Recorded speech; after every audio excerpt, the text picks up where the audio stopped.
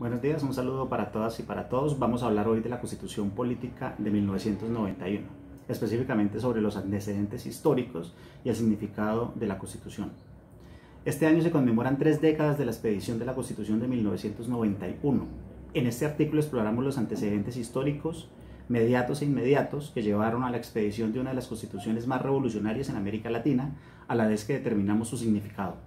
Argumentamos que la Carta sigue siendo hoy una utopía inconclusa, para usar una expresión de Orlando Falsborda. En su magnífico libro Modernidades Periféricas del año 2020, el filósofo Adolfo Chaparro sostiene lo siguiente: la Constitución del 91 es una respuesta inesperada a la fuerte presión de los movimientos sociales, estudiantiles y de opinión, en la expectativa de crear condiciones para ayudar a resolver, entre otras cosas, las condiciones de miseria y exclusión de la mayoría de la población, las causas del conflicto armado y la corrupción generalizada en el ámbito político e institucional, acentuada por la influencia cada vez mayor del narcotráfico durante la década de 1980. Hasta ahí la cita de Chaparro. Es decir, la Carta del 91 puede verse como el intento de solución de las múltiples violencias que venía atravesando el país por lo menos desde la segunda mitad del siglo XX, y como refundación de la nación con miras a un nuevo futuro. Esto explica su valor simbólico como mito fundacional para la creación de un nuevo orden social en Colombia. Voy a rastrearme y voy a centrarme entonces en estos antecedentes históricos de la Carta. En efecto, la violencia desatada en Colombia en 1948, con el asesinato del caudillo Jorge Eliezer Gaitán, es considerada el parteaguas de la historia del país. Lo cierto es que esa violencia no es un punto de partida, sino que ya es parte de la contrarreforma del Partido Conservador frente a los logros del gobierno liberal de Alfonso López Pumarejo y su tinte social, es decir, logros y reformas que se habían iniciado en la presidencia de Alfonso López Pumarejo en 1934. La verdad es que para 1947, como muestra Salomón Kalmanovitz en su libro Economía y Nación, una breve historia de Colombia, dice Kalmanovitz, los conservadores comenzaron a ejercer una estrategia de violencia en Boyacá, los Santanderes y Nariño, la cual tenía por finalidad obtener hegemonía en los comicios de ese mismo año, hasta ahí Kalmanovitz. De tal manera que el asesinato de Gaitán solo profundiza un conflicto subterráneo que se venía desplegando en las entrañas de nuestra historia. El resultado, la violencia bipartidista atizada por los dos partidos tradicionales desde sus cómodas oficinas urbanas y el desangre correlativo en los campos y en los pueblos, donde liberales y conservadores, defendiendo su adscripción partidista hereditaria, se asesinaban entre sí. En fin, fue la materialización concreta de lo que el filósofo Estanislao Zuleta llamaría después la fiesta de la guerra. La violencia de mitad de siglo generó desolación y muerte, a la vez que fue funcional al despojo y a la acumulación de tierras en el país, tal como hoy. Generó desplazamientos de población, dio origen al protoparamilitarismo en Colombia en manos del gobierno conservador y su aliada histórica, la Iglesia. Esos protoparamilitares eran los llamados pájaros. También se propició la formación de las guerrillas liberales del Llano, donde destacó Guadalupe Salcedo. Y ya desde 1953 ocasionó el ascenso al poder del general Rojas Pinilla con su dictadura civil. Como se sabe, Rojas ascendió gracias a un acuerdo del bipartidismo que tenía los planes de una constitución protofascista del ultraconservador Laureano Gómez. Aquí se cumplió una vez más lo que el brillante sociólogo Fernando Guillén Martínez llamó, en su libro El poder político en Colombia, la estructura asociativa de los dos partidos. Esa estructura asociativa de los dos partidos es una tesis básica de Fernando Guillén y consiste en que cuando veían amenazada por un tercero su libre competencia por el poder, creaban ciclos de violencia, alianza y progreso. Fue la misma táctica frente a Gaitán y fue la que usaron posteriormente en 1956 con el acuerdo bipartidista que dio origen al Frente Nacional, cuando decidieron tumbar a Rojas Pinilla, a quienes empezaron a ver como un peligro para sus intereses, para repartirse por mitad el poder burocrático y alternarse la presidencia del país en ese acuerdo que es el Frente Nacional. De tal manera que cuando los dos partidos tradicionales en Colombia veían amenazada su hegemonía política, pues hacían una transacción y enfilaban su ataque contra terceros, o lo trataban de capturar dentro de sus filas, ¿no? Fue lo que hizo el Partido Liberal durante mucho tiempo con las ideas socialistas, con los movimientos socialistas. El Frente Nacional no solo no retornó el país a la democracia, digamos que si bien apacigua un poco la guerra, el Frente Nacional va a ser el caldo de cultivo, el origen, el punto fundacional, digamos también, de nuevas violencias en el país. Entonces, digamos que no solo no retornó el país a la democracia, como argumentaban eufemísticamente, ni solucionó las violencias en el campo, sino que generó otras violencias también. Y en esa época se generaron otras violencias como la de los bandoleros, por ejemplo, Chispas, el Capitán Venganza, Desquite, Sangre Negra, etc., que al igual que en los años anteriores desataron la venganza y la barbarie, como mostraron Gonzalo Sánchez y Don Mertens en su famosa investigación Bandoleros, Gamonales y Campesinos de 1983. En esos años la violencia del país tomó formas macabras, decía el cura del Líbano Tolima, Monseñor Germán Guzmán, coautor con Eduardo Umaña Luna y con Orlando Falsborda del famoso libro La violencia en Colombia. Sobre esas formas de violencia decía el cura Guzmán: miembros mutilados, lenguas y ojos arrancados, entrañas abiertas a barbera y machete, cabezas cortadas, pies y rostros desollados, mujeres y niños crucificados, bienes materiales robados, en fin, el infierno en la tierra. Hasta ahí, monseñor. Pues bien, el maridaje entre liberales y conservadores, su monopolio del poder con la concomitante exclusión política y desigualdad social, la postergada reforma agraria, el desplazamiento interno causado por la violencia, junto a la geopolítica atravesada por la influencia de la Unión Soviética y su pasado revolucionario marxista-leninista, el triunfo de la Revolución Cubana en 1959, la paranoia americana con su terror rojo y sus políticas desarrollistas como la Alianza para el Progreso y también su asesoría militar para este continente, por ejemplo con la Escuela de las Américas, se convertirán en las causas inmediatas del surgimiento de las FARC en 1964 y del ELN en 1965. A estas guerrillas se sumará la aparición del M-19 en 1970, cuando Misael Pastrana Borrero presuntamente roba las elecciones a Rojas Pinilla y su movimiento la ANAPO, la Alianza Nacional Popular. De ahí que el conflicto en Colombia tiene claras causas sociales y políticas, por más que el poder oligárquico de la República Señorial, como la llamaba Antonio García, intente reescribir la historia y refundar el pasado, tal como se ha intentado durante el gobierno del Uribato. El escenario para los años 70, cuando termina el Frente Nacional, no es el mejor.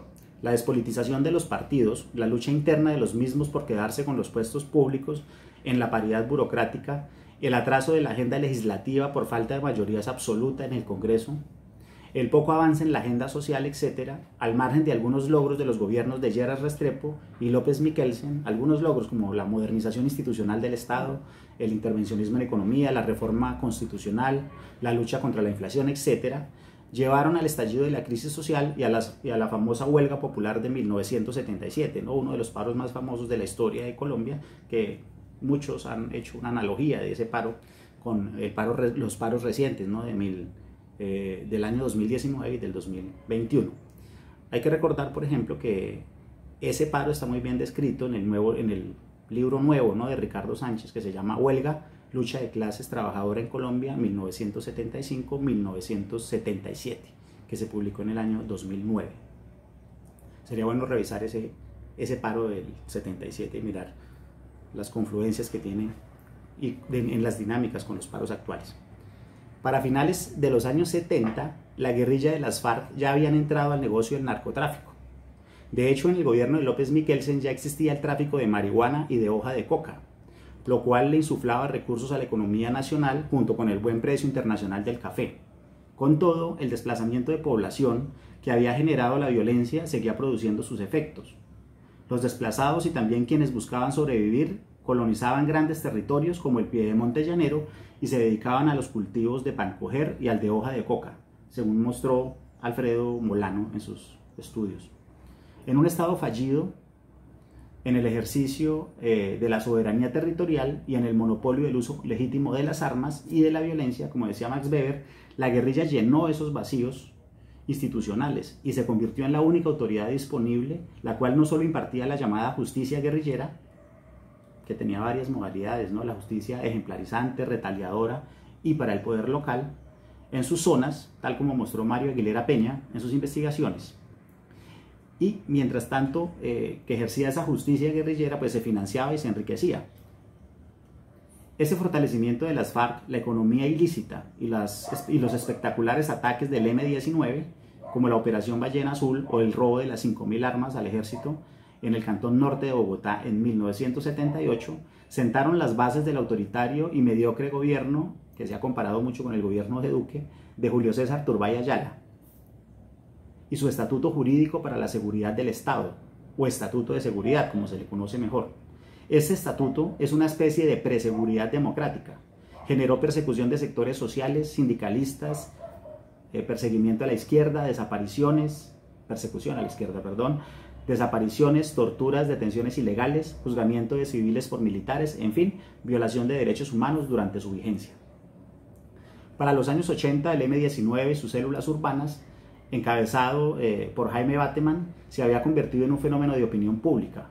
Se tomó la Embajada de la República Dominicana y luego en 1985 el Palacio de Justicia. Mientras tanto, las FARC, desbordadas de optimismo, planeaban en 1982 tomarse el poder por las armas en 8 años y duplicar sus frentes, de 24 a 48, según dice Juan Manuel Santos en su libro La Batalla por la Paz, a la vez que pasaban de la defensiva a la ofensiva militar. De otro lado, el narcotráfico había generado relaciones con las guerrillas y luego pasaría a enfrentarlas con el llamado muerte a secuestradores, cuando el M-19 secuestró una hija de los Ochoa del cartel de Medellín. Al respecto dice el investigador Andrés López Restrepo: el primero de los grupos paramilitares vinculados al tráfico de drogas, muy pronto pasó de asesinar miembros del M-19 a matar dirigentes de los partidos de izquierda. Es decir, que esa muerte a secuestradores del cartel de Medellín terminó también aliado después con la extinción de la oposición política. El narcotráfico, como se sabe, no solo fue la fuente de financiación de las guerrillas, sino también del paramilitarismo, permeó la política, como el caso de Pablo Escobar, que llegó al Congreso, y la vida social. Generó también lo que la Comisión de Estudios sobre la Violencia, liderada por Gonzalo Sánchez, llamó sicarización, con la cual se produjo una desvalorización de la vida y la conversión de la muerte en fuente regular de ingresos pecuniarios, tal como ocurría sobre todo en Medellín. El cartel mandaba y el sicario asesinaba por dinero sin importarle distingos políticos o ideológicos. Solo hacía las vueltas requeridas por el patrón. En este contexto se da el proceso de paz en el gobierno de Belisario Betancur en 1982-1986, entre esas fechas, en medio de una sociedad que avanzaba hacia la anomia social, hacia el desbarrancadero, como se titula un libro de Fernando Vallejo. Betancur decide realizar un proceso de paz con las guerrillas del M-19, las FARC-EP, desde 1982 se llamaban así, Ejército del Pueblo, ¿no? Y el Ejército Popular de Liberación, EPL, una guerrilla que había surgido más o menos hacia 1967. Entonces, ese proceso de paz colapsó con el M-19 debido a la mencionada toma del Palacio de Justicia en el año 85, donde murieron magistrados, visitantes y empleados del edificio, produciéndose desapariciones y la quema de los expedientes que la justicia llevaba contra los narcotraficantes, que ahora, debido a la activación de la extradición hacia los Estados Unidos, tenían una guerra frontal contra el Estado y su aparato de justicia.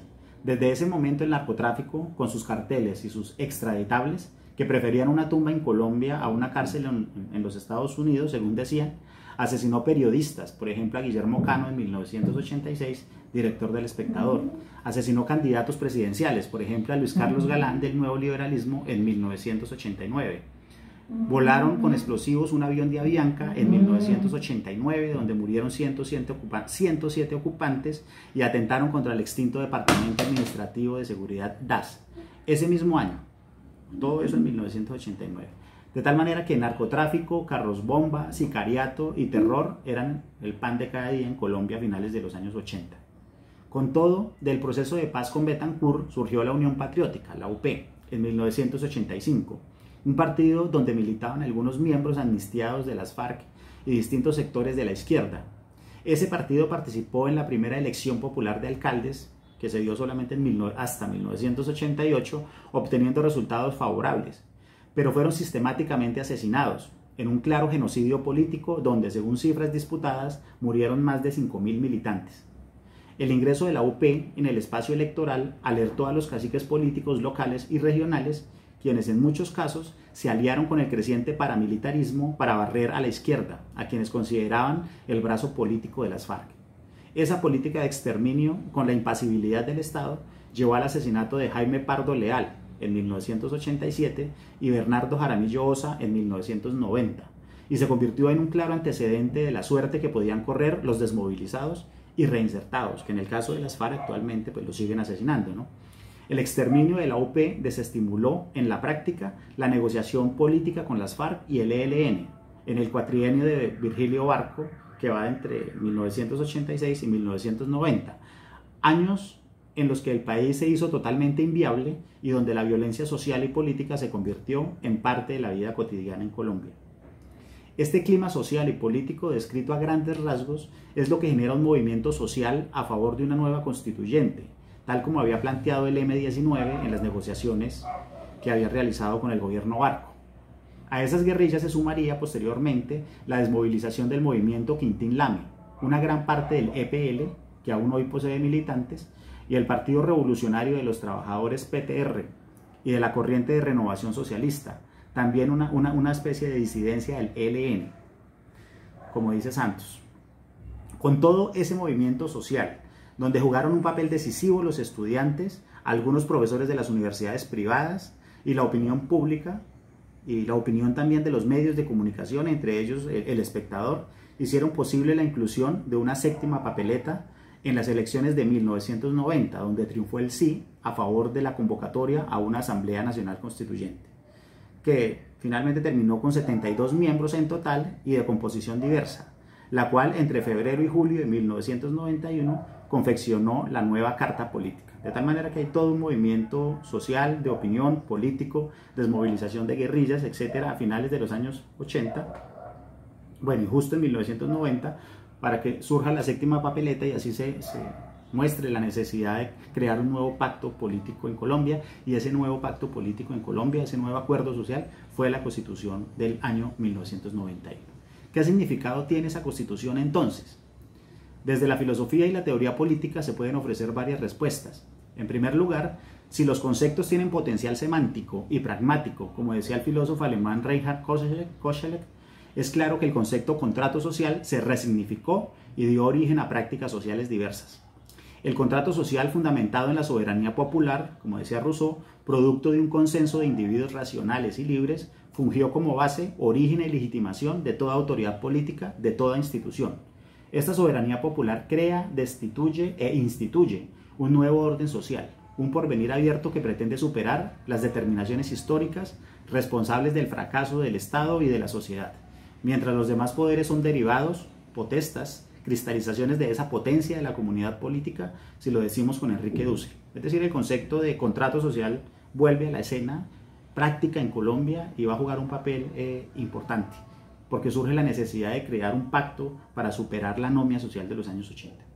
En segundo lugar, y si bien es cierto que con la Carta del 91 reapareció el fantasma del fetichismo, por lo que Hernando Valencia Villa ha llamado en su libro Cartas de Batalla, el fetichismo legal o constitucional, ¿no?